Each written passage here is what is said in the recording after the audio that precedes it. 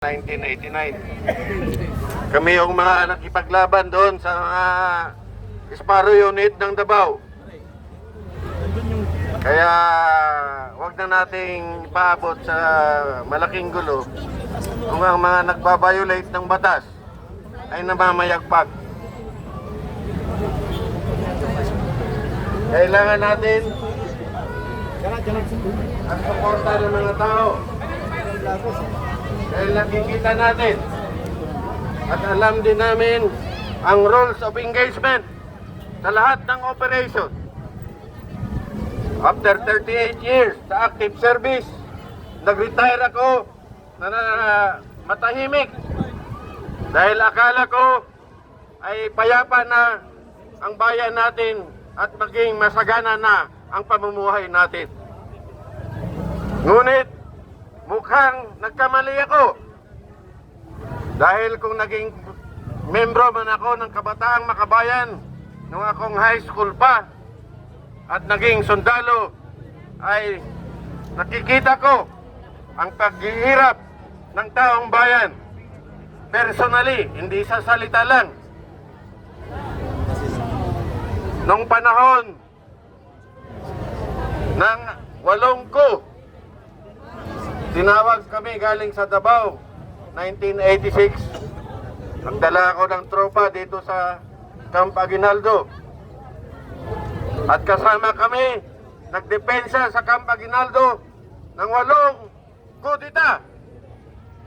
1987 ang pinakauna na maraming namamatay. At 1989 ang huli na pinakamaraming namatay.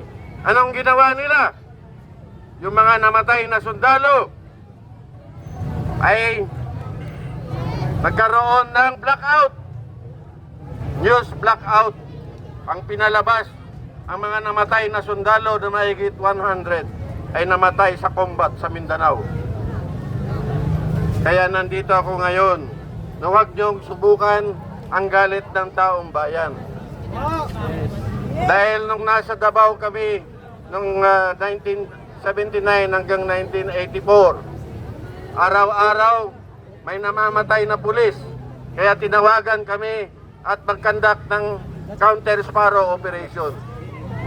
Ang namamatay na pulis sa Davao, dahil akala nila mga abusado, ay 38 policemen sa isang buwan. Kaya napilitan kaming gumawa ng operasyon laban sa kaliwa. Kaya wag nyo nang subukan na magkaroon ulit ng hindi magandang pangyayari sa ating bayan. Kaya lang, kailangan ng tulong ng taong bayan. Kailangan ng taong bayan na ipakita natin na dapat sumunod tayo. Dapat sumunod tayo sa batas. Hindi lang ang taong bayan ang dapat sumunod sa batas. Dapat ang sumunod sa tamang pamamaraan at sa tamang batas. Kagaya ng ating konstitusyon ay dapat ang mangunguna ay ang law enforcers.